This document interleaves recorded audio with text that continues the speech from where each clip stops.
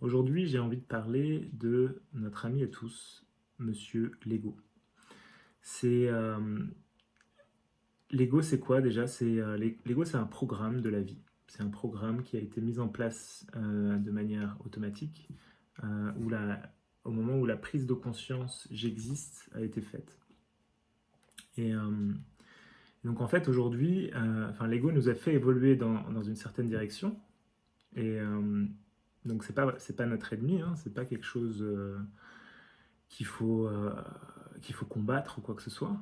C'est juste le fait de comprendre qu'est-ce que c'est vraiment l'ego et, euh, et quel est le rôle qu'il a aujourd'hui dans notre vie et comment en fait l'ego nous maintient dans une sorte de prison, dans une sorte de jeu de marionnettes avec ces mécanismes qui sont automatiques en fait. L'ego, sa fonction principale, c'est de te garder en sécurité. Et donc, du coup, lui, pour l'ego, en fait, c'est quoi la sécurité? Ça dépend en fait dans quel environnement tu te trouves. Dans le, dans le temps, la sécurité, c'était de voir une attaque perçue à l'extérieur. Par exemple, je sais pas, t'es un prédateur dans la nature. Et donc, l'ego, ça va te mettre en alerte en disant attention. Là, on reconnaît qu'il y a un prédateur et il faut être en mode fight, flight or freeze. On se bat, on, on se barre ou on fait du surplace. Et, euh, et donc en fait, on a aujourd'hui dépassé ce stade où on a peur pour notre sécurité, en tout cas dans la plupart des cas. Mais l'ego, aujourd'hui, il a pris une autre dimension où c'est devenu une dimension psychologique, puisque en fait, notre esprit ne fait pas la différence entre ce qui est réel dans notre environnement ou ce qui est imaginé. Donc du coup, il va répondre de la même manière au stimulus qu'on lui envoie, que ce soit de notre environnement direct autour de nous, ou que ce soit un stimulus au niveau de notre environnement mental. Donc si toi tu lui envoies s'il reconnaît en fait une, une menace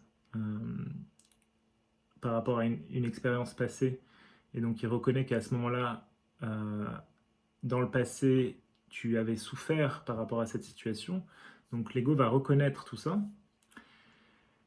et il va mettre une étiquette dessus en disant attention, ça il faut pas faire, et c'est ça qui déclenche en fait cette émotion à l'intérieur. Et c'est ce, ce mécanisme de défense de l'ego. Et donc en fait, le truc, c'est que c'est ce mécanisme lui-même qui te fait souffrir. C'est pas la réalité, mais c'est le mécanisme. Puisque c'est le mécanisme qui déclenche cette émotion que tu trouves désagréable. Donc l'idée vraiment, c'est de comprendre tout ça en fait, et encore une fois, on revient au maître mot, c'est accueillir. Donc, au lieu de projeter à l'extérieur en disant oui, effectivement, il y a une menace et tout, tu réalises que la menace arrive de ta propre imagination. Donc, tu acceptes ça aussi, ça vient de tes croyances et tout, ça se change. Mais l'énergie qui est à l'intérieur de toi maintenant, c'est l'énergie qui demande à être vraiment assimilée. Et au lieu de la projeter à l'extérieur en voyant que c'est quelque chose d'extérieur à toi, tu assimiles cette énergie maintenant. Et c'est des fois, c'est pas facile. Hein.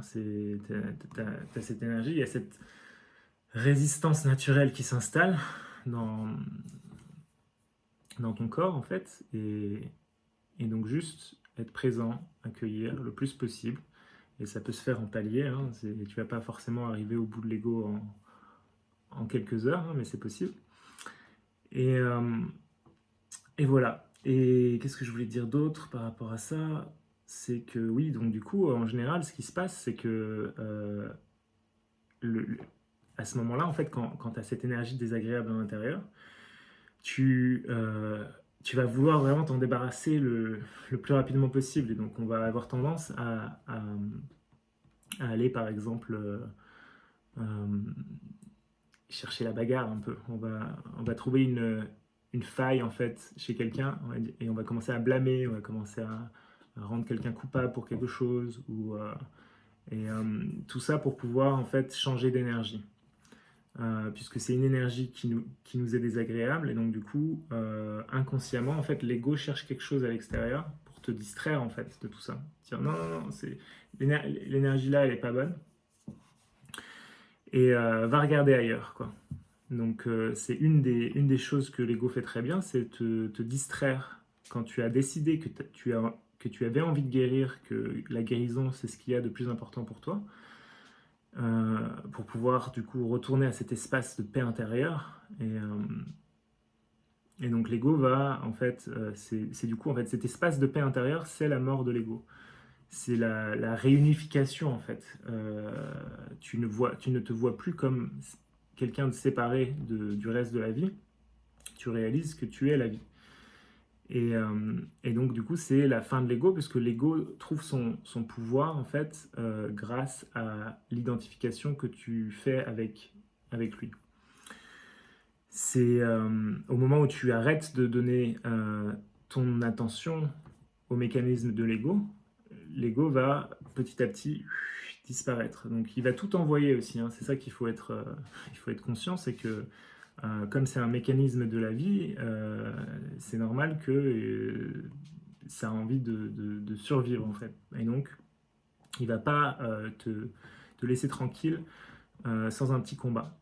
Et donc c'est à toi justement de ne pas combattre l'ego, parce que sinon tu le rends plus fort, mais de juste comprendre en fait, comprendre les mécanismes pour pouvoir te rappeler que la meilleure chose que tu puisses faire à chaque instant quand il y a quelque chose de désagréable qui se passe, c'est pas de projeter, mais c'est d'accueillir et de laisser passer la tempête et après de te refocaliser sur ton intention, ta vision, tout ça. Voilà pour aujourd'hui, je te dis à demain, ciao.